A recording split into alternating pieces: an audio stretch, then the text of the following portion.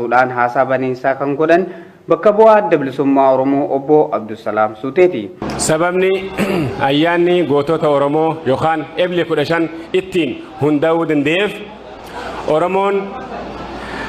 bara 1978 biyya teenyatti waraanni Somaalee yookaan waraanni Siyaad Barree fi waraanni Dargii wal waraanaa turan. Bitti irratti wal waraanaa turani biyya teenya. Waraanni bilisummaa Oromoo 1978 waraana qacalee yeroo san uumamu innaa ta'eefu guyyaa waraana Dargii waraanaa galgala waraana Somaalee waraanaa ture. Wayita waraanni Dargii waraana Somaalee injifatee biyya teenyarraa isaan baasu waraanni bilisummaa Oromoo bifa haariyaan if hundeessee if gadhaabee waraana Dargii halkanii guyyaa Asasa miti je isarra labsisan jala dandamatee if dandamachiisee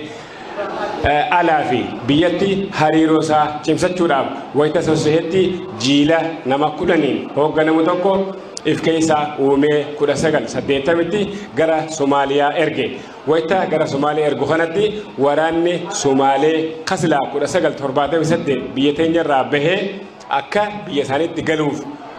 karoorfamee ture akka shiftaatti irra hedduun isaanii osoo biyya Somaaliitti hin galin biyya teenya keessatti hafanii naannoo Ogaaden keessatti namoota saamaa jiraatan. Jibba ilmaan Oromoo irraa qabaniin jiilli waraana bilisummaa Oromoo dura taa'aa itti aanaa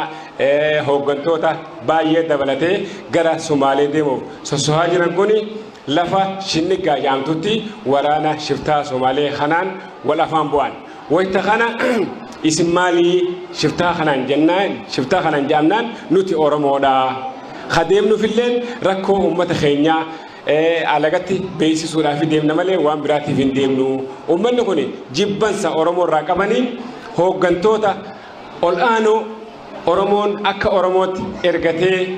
rakkoo teenya alatti alagatti nu ibsan injifannoodhaan nu galan jedhee eeggachaa jiru kana Somaaleen harka walitti hidhaaniitee Somaalee hin jennu shiftoota Somaalee jenna. Shiftoonni Somaalee kuni harka walitti hidhaanii huccuu irraa yaafatanii qullaa butaantiidhaan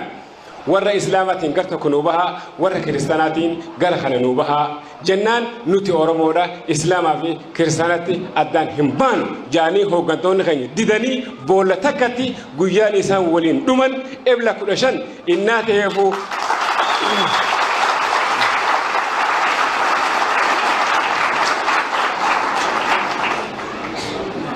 guyyaan isaan nu amantiin gosaan gandaan addaan hin baanu jaanii boolla takkatti waliin dhuman san Ebla 15 innaa ta'eefu 1980 irraa eegalee addi bilisummaa Oromoo guyyaa kana akka guyyaa wareegamtoota Oromootti murteessee addunyaa guututti akka ilmaan Oromoo kabajatan godhee jira. Achirraa qabnee nu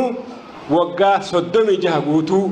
ayyaana gootota Oromoo Ebla 15 kabajachaa jirra. Achirraa qabnee guyyaa guyyaan gootota baay'ee dhabne warreen guyyaa guyyaan falmii diinaa wajjin gaggeessan osoo falmanii warreen dhuman osoo falmanii warreen diina ajjeesanii ifis du'an warreen arraantana Oromummaa Oromoo mirkaneessan warreen arraantana Oromiyaa akka lafaatti nuuf mirkaneessan warreen afaan arraantana ol galnee dubbannuu kan nuuf mirkaneessan hooggantoota Oromoo warreen nu jechaa dhuman barattoota Oromoo warreen nu jechaa dhuman